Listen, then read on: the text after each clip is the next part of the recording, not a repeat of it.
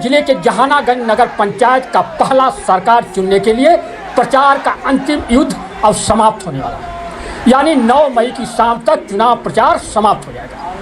एक दिन पहले प्रचार के अंतिम युद्ध में जब आजमगढ़ मुख्यालय से सपा के दिग्गज नेता चुनावी सभा में पहुंचे तो उमड़ी भीड़ के बीच से सपा प्रत्याशी सरफराज अहमद के समर्थन में हिंदू, मुस्लिम, सिख, ईसाई भाई भाई के नारे आसमान में गूंजने लगे।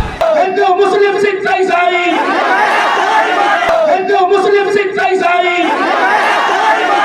हिंदू, मुस्लिम, सिख, ईसाई, हिंदू, मुस्लिम, सिख, ईसाई। चुनावी सभा में उमड़ी भीड़ और ये नारे यह संदेश दे रहे थे कि जहानागंज नगर पंचायत में धर्म जात की दीवारें तोड़कर इस बार यहाँ का वोटर अपना पहला चेयरमैन चुनेगा। चुनावी जनसभा में सपा के दिग्गज नेताओं ने कहा कि यह जनसभा अपने आप में बता रही है कि सरफराज अहमद की जीत पक्की है। सिर्फ 11 मई को मुहर लगना बाकी है। अब सुनिए सपा विधायक अखिलेश यादव, सपा जिला अध्यक्ष हवलदार यादव सहित अन्य नेताओं ने क्या कुछ कहा। मुस्लिम, सिख, ईसाई आते गए और कारवां बनता गया। इस समय सरफराज ने समाजवादी पार्टी से टाउन एरिया की अध्यक्ष पद की उम्मीदवारी के लिए समाजवादी पार्टी के दफ्तर में पहुंच करके अपना आवेदन दिया था। यहाँ जितने भी लोग खड़े हैं शायद सबके मन में संशय था कि समाजवादी पार्टी सरफराज को चुनाव के अपनी तरफ से उतारेगी कि नहीं उतारेगी। तमाम लोग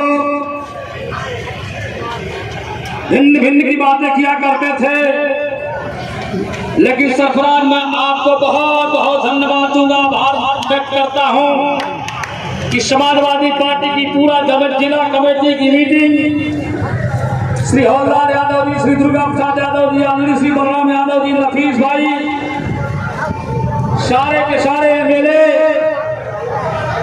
एक साथ बैठ करके जब विचार करते हैं पूरे आजमगढ़ जनपद के उम्मीदवारों के बारे में, और जब जहानागंज का नंबर आता है तो इन लोगों ने कहा कि आखिरकार किसको टिकट दिया जाएगा। हमने कहा कुल मिलाकर यहाँ से 5 आवेदन करता है।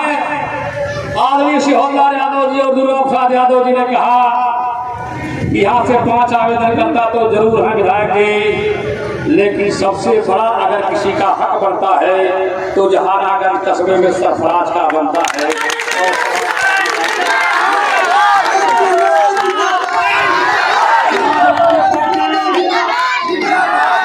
हक और इंसाफ की पार्टी है समाजवादी पार्टी, सभी धर्म और मजहब के मानने वालों की पार्टी है।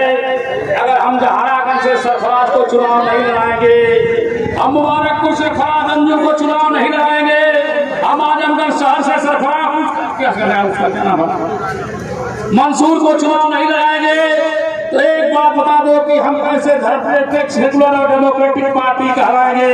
ये मुलायम सिंह यादव और अखिलेश यादव की पार्टी है। सरफराज को और अंजुम को और मंसूर का पूरा हक बनता है समाजवादी पार्टी की तरफ से उम्मीदवार बनने का, और पूरी पार्टी ने मिल करके अपना फैसला समाजवादी पार्टी की राष्ट्रीय पार्टी से अखिलेश यादव जी के पास ले, और श्री अखिलेश यादव जी ने पूरे जिले के नेताओं की मंशा के अनुरूप आपके सरफराज को जहानागंज में समाजवादी पार्टी का उम्मीदवार बना करके भेजा है। इसलिए सरफराज और जहानागंज के लोगों में आपका बहुत बहुत आभार व्यक्त करता हूँ, बहुत बहुत धन्यवाद देता हूँ, इस्तेमाल करता हूँ। हमारे साथी कह रहे थे आज की तारीख में अभी भी हमें मुबारकपुर भी जाना है, बिलरियागंज भी जाना है। हम ऐसी कोई सियासी बात नहीं छेड़ना चाहते जिसका सिलसिला लंबा चला जाए, लेकिन आप जरा गंभीरता से विचार कर लीजिएगा। मेरी पूरी जिंदगी राजनीति में गुजरी है। हमारे बड़े हमसे भी सीनियर नेता यहाँ समाजवादी पार्टी के मंच पर रहे थे। हमने पूरी जिंदगी में कभी किसी मुख्यमंत्री को नगर पालिका और प्रधानी के चुनाव का प्रचार करते हुए नहीं देखा। तो मकसद क्या है? आप मकसद समझने की कोशिश करिए। आखिरकार जोगी जी क्या चाहते हैं? जोगी जी बार बार क्यों नाम लेते हैं दिलीप का? जोगी जी क्यों बार बार नाम लेते हैं हमारे नेता आलम खां साहब का? जोगी जी क्यों नाम लेते हैं बार बार मुख्तार साहब का? इसलिए एक संदेश देना चाहते हैं कि जिस तरह से असेंबली और पार्लियामेंट के चुनाव में हिंदू मुसलमान के बीच में नफरत पैदा करके उन्होंने सरकार बना ली। दूसरा कोई विकास का काम नहीं किया, सिर्फ हमारे और आपके बीच में नफरत का बीज जहर डाल करके इन्होंने दिल्ली में भी सरकार बनाई और उत्तर प्रदेश की भी सरकार बनाई। दोनों सरकारें बेईमानी से बनी है, कहीं भी किसी विकास के काम पर नहीं रही है। तो जो भी चाहते हैं कि पूरी प्रदेश के अंदर हिंदू मुसलमान के नाम पर नगर पंचायत, नगर निगम और टाउन एरिया के चुनाव बच जाए और भारतीय जनता पार्टी के लोग यहाँ से चुनाव जीत करके चले जाएं। हम जहानागंज के लोगों आपसे पूछना चाहते हैं कि अगर जहानागंज से सरफराज नहीं जीतेगा तो कोई दूसरा जीत करके आपकी इज्जत बढ़ाएगा क्या? कौन बढ़ाएगा आपका सम्मान? कौन बढ़ाएगा हिंदू मुस्लिम एकता की मिसाल? कौन बढ़ाएगा धर्मनिरपेक्षता की मिसाल? कौन बताएगा कि हिंदुस्तान गंगा जमुनी सभ्यता का देश है और जहानागंज के लोग इस सभ्यता के साथ चल करके सरफराज को चुरा निकाले का काम करते हैं। हम आपसे कहना चाहते हैं कि आपको बहुत कुछ का जवाब देना है। आपको सरफराज को एक चेयरमैन नहीं बनाना है। हम चेयरमैन से जरा हट करके आपसे बात करना चाहते हैं। ये नगर पालिका के चुनाव से दिल्ली और लखनऊ की रास्ते तय करने का चुनाव है। 2024 आने वाला और 2024 के चुनाव के बाबत भारतीय जनता पार्टी के सारे नेता हिंदू मुसलमान के नाम पर नफरत पैदा करने की योजना बना रहे हैं। हम आपसे पूछना चाहते हैं, हम आपसे कहना चाहते हैं कि नगर पालिका के चुनाव में योगी जी को चुनाव प्रचार करने की क्या जरूरत है? और इसके बाद भी कुछ लोग आते हैं आपके बीच में जो भारतीय जनता पार्टी की सपोर्टिव पार्टी है, अंदर में है झूठ की मंडी, बोर्ड लगा है सच बोलो। आंकड़ा बना करके पेश कर देते हैं आपके बीच में कि फला बिरादरी के अगले लोग हैं, फला बिरादरी के अगले लोग हैं, फला बिरादरी के अगले लोग हैं। इतनी लंबी सियासत के बावजूद भी अगर जहानागंज के लोगों को जातियों के खाने में बांटने की आपको जरूरत न गई तो लालच है ऐसी सियासत, ऐसी सियासत की ज्यादा नहीं। बता दो कौन सा गांव है, बताओ कौन सा मोहल्ला है जहां सरफराज को वोट नहीं मिल रहा है? कौन सी जात? हमें बता दो। इस तरह के आंकड़ों में समाजवादी पार्टी विश्वास नहीं करती। समाजवादी पार्टी गरीबों, किसानों, मजदूरों और डॉक्टरों के हक और हकूक की लड़ाई लड़ने का काम करती है। इसलिए समाजवादी पार्टी ने सरफराज को आपके बीच में बदला।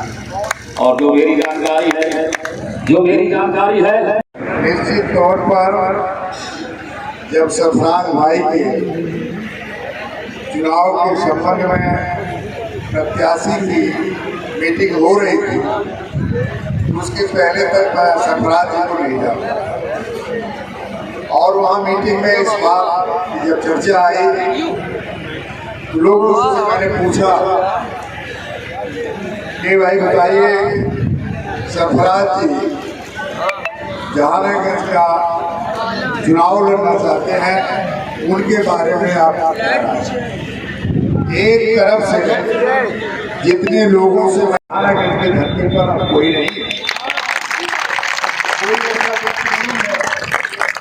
जो सरफराज के मुकाबले जनसेवा किया हो, काम किया हो, लोगों के बीच में रहा हो।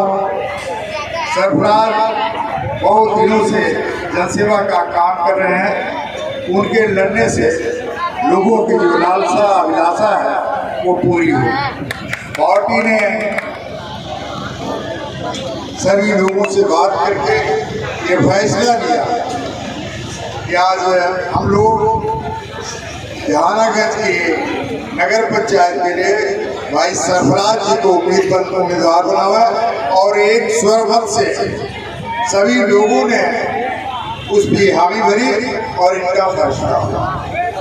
लेकिन मुझे यहाँ आने पर ये दिखाई दे रहा है, मैं लोगों से बात इसके पहले करता था, मुझे उतना यकीन नहीं होता था, लेकिन यहाँ आने पर जिस तरह से ये जन सैलाब उमड़ा है, कितनी बड़ी तादाद में लोग आए हैं, मैं समझता हूँ कितनी बड़ी तादाद में जहानागंज में कोई जनसभा कोई नहीं हो सकती। ये जनसभा अपने आप बता रही है सभा अपने आप में बता रही है कि सरफराज जी की जीत पक्की है। केवल 11 तारीख को हम लोग मिलकर के साइकिल वाली उठाकर उस पर अपनी मोहर लगाने का काम। महंगाई में आग लगी हुई है। आम नौजवान, आम पब्लिक, माताएं, बहनें, सारे लोग त्रस्त हैं। तो साथियों, मुझे कुछ कहना नहीं है। यदि आप चाहते हो, आप बाबा साहब के सपनों का भारत बनाना, आप चाहते हो कि अंग्रेज के सपनों का भारत बनाना, लोहिया जी के सपनों का भारत बनाना, तो आप जो है 11 तारीख को सुबह हर काम छोड़ दीजिए। उस दिन आप मतदान केंद्र पर जाइए।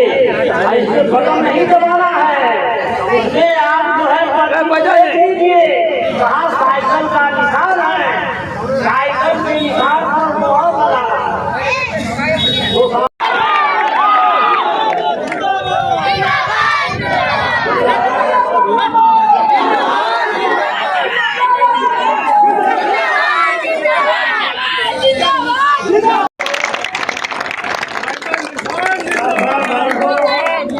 कंधे पर बैठा करके इस चुनावी जनसभा में, इस चुनाव में मैं डोर टू डोर इनके साथ मिल रहा हूँ, जुड़ रहा हूँ। और कुछ इस बीच में अफवाहें फैल गई मेरे नाम। कुछ ऐसे साथी थे जो तमाम किस्म की बातें करते थे,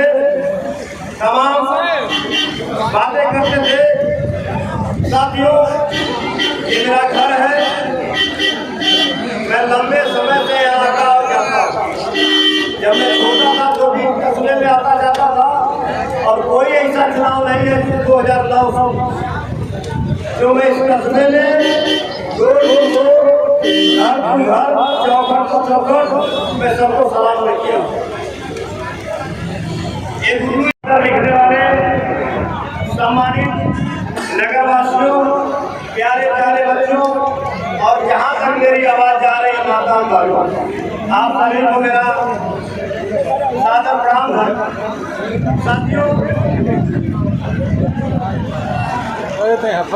ये चुनावी सभा है।